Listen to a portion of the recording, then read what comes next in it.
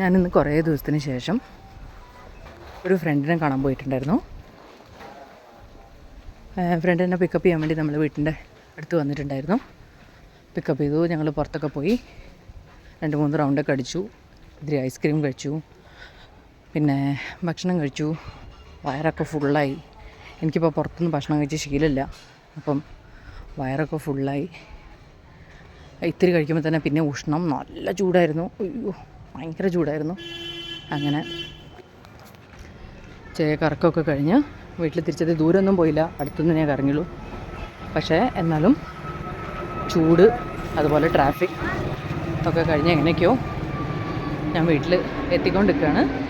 അപ്പോൾ ഞാനിപ്പോൾ വീട്ടിൽ ഫോൺ ചെയ്തിട്ടുണ്ടായിരുന്നു. ആ പോകുന്ന പ്ലെയിനിൻ്റെ ഒച്ചയാണേ, നല്ല ശബ്ദം ഉണ്ടായിട്ടുണ്ടാവും.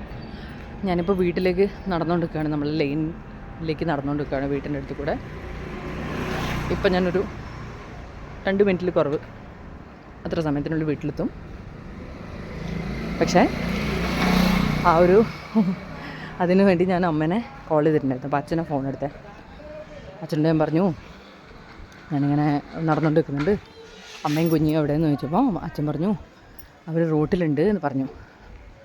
അപ്പം ഞാൻ വിചാരിച്ചൊരു വീഡിയോ ഷൂട്ട് ചെയ്യാം. കാരണം കുഞ്ഞു ബാബ എന്നെ കാണുമ്പോൾ അവനെ തിരിച്ചറിയോ, ദൂരെ നിന്ന് കാണുമ്പം അവന് മനസ്സിലാവുമോ, ഇനി മനസ്സിലായ അവൻ്റെ റിയാക്ഷൻ നമുക്ക് ക്യാപ്ചർ ചെയ്യാമല്ലോ. അങ്ങനെ വിചാരിച്ചിട്ട് ഞാനൊരു വീഡിയോ എടുക്കാമെന്ന് വിചാരിച്ചു.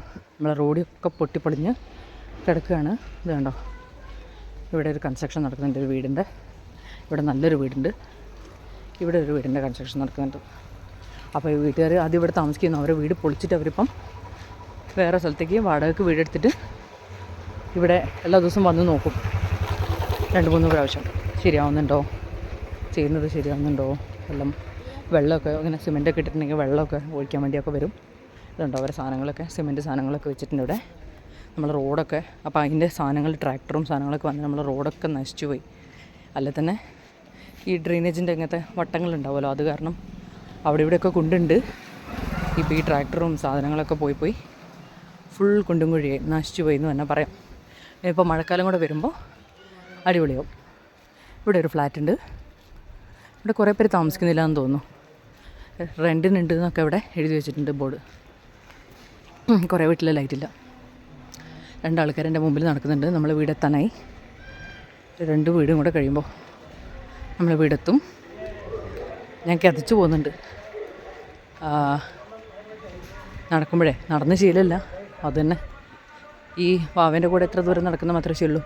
ഈ അവിടെ ഉള്ളി വിൽക്കുന്ന അങ്കിൾ വന്നിട്ടുണ്ട്. അതുകൊണ്ട് എനിക്ക് മിക്കവാറും ഇത് സ്റ്റോപ്പ് ചെയ്യേണ്ടി വരും. കാരണം ഇത്രയും ഒച്ചയിൽ അത് വീഡിയോയിൽ വന്നു കഴിഞ്ഞാൽ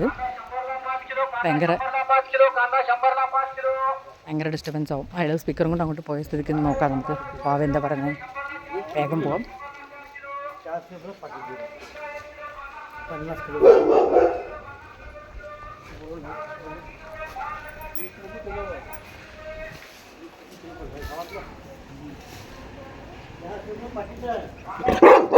ഓമ്മേ, ചീത്ത കിട്ടി, നല്ല ചീത്ത കിട്ടി. ഓക്കെ. ഞാൻ വേഗം തുറന്നകത്തേക്ക് പോട്ടെ കേട്ടോ.